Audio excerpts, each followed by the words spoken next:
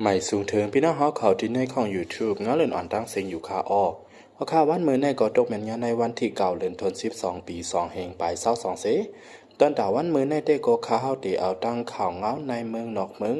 ส่งโฮคอข่าวเสติมาสืบรู้อันในปันพี่น้องเฮาเขากว่าอยู่คาอ้ออ่อนตั้งสุดเปิ้นในเฮาคาอ่อนกันมาถ่อมยินด้วยข่าว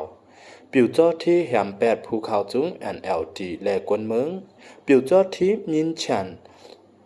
เข้ากว่าที่ยอดเอาโตภูเขาจุ้มป่าตีนกยุ้ง NLD 4ก็และกวนเมือง2ก็ตีวันมินยาเจเวงนาโทจีตึงเวงเหลือเสแหมตาย8หมดในเย้ากวนเมืองในปื้นตีลาตีเออวดีว่าเมื่อในวันที่6เดือนเดือนปี2แห่งปลาย22ย้ำกลางคืน9 มองไปนั่นผิวจอที่มินชันเอา92ล้ำเข้ากว่าที่ยอบเจอเขาที่ในวันแลขึ้นเอากว่ายื้อตาย8ถึงในวันที่7เดือนเดือนปี2แห่งปลาย22ย้ำกลางในนั่นก้นวันกว่าทบหันขับโดตายเจอเขาที่หิมวันมินยาและวันกู่กงว่าไหน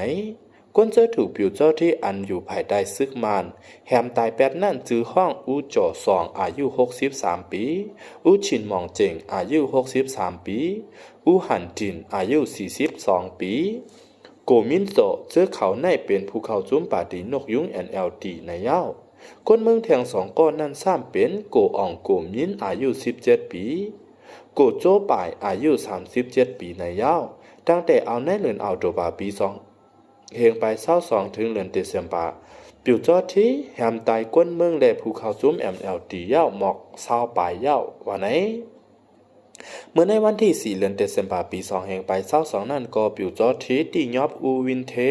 ภูเขาจุ้มปาดี NLD ตีตั้งข่าววันติ๊กโช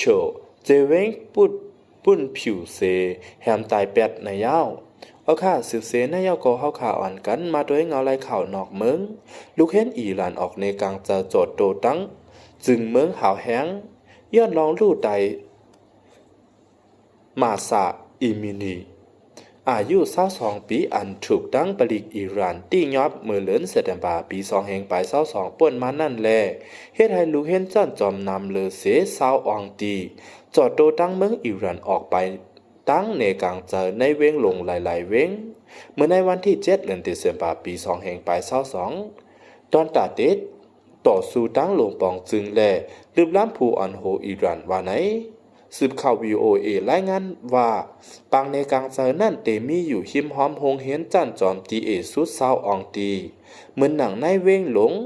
เจฮารันในเว้งนีเฮชิตอามีคาเบียร์อีกทั้งมาร์คัสเสียอ่ำกายังมีรายงานว่ามีหลวงป่อแหมกันในเกกังปลีกแลกก้นในกังเจอว่าไหนบางในกังเจอปอกำในเกิดเป็นขึ้นมาเกี่ยวลอยปลีกอีหลานไผ่ลุ่มลาแลกกุมทิ้งลองห่างฟังผู้หญิงในเมืองอีหลานเสอ่อนกันยุ่มยำว่าเตจ้างเป็นเงาหักอันเฮ็ดให้มาซาอามีนีไลลู่เสียงตายอันถูกตั้งปริกอิหร่านตี้ยอบลอยลองตั้งสายผาดมโหอ่ำแดดโตนั่นว่าไหนเกี่ยวเลยลองในเสเมื่อวันที่3เดือนเดือนปี2แห่งปลาย22ป่นมานั่นสืบข่าว SMA ของอิหร่านรายงานว่าลุ่มปริกอันในไลถูกตั้งปิกอึดยาวก้วยกาไผ่ตั้งก้นในกลางเจออ่ำไปยุ่มยามว่าปิกอึดเตะว่าไหน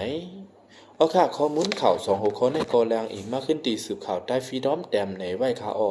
เรื่องสุดก็ย้อนขอบใจใหญ่นำถึงพี่น้องผู้ปันแห้งเฮาเขากูก่อเสตอนด่าพี่น้องเฮาเขาป้อเตอำกัดคลิปวิดีโอใหม่ๆอันเตมาแทงไผ่ดังนั้นนั่นก็แค่นต่อใจได้ติดตามไม่ปันตีในของ YouTube เงาเล่นออนในใหญ่ๆนำเสีกำคา